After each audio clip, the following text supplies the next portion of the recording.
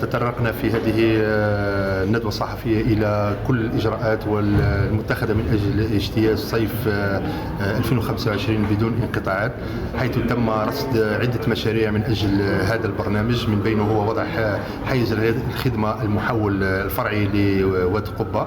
كما سيتم إن شاء الله بعد نهاية الأشغال مركز تحويل 1028 مسكن حي الصفصاف. هناك محول آخر هو مركز تفريع للحرية. دونك هناك 3 محاولات إن شاء الله من أجل تحسين هذه الخدمة العمومية. كما تطرقنا إلى ما هي الاستعدادات لاجتياز هذا الصيف، من بينها هي وضع كل الفرق المناوبة في الخدمة على مدار 24 ساعة على 24 ساعة و7 أيام على مدار 7 أيام.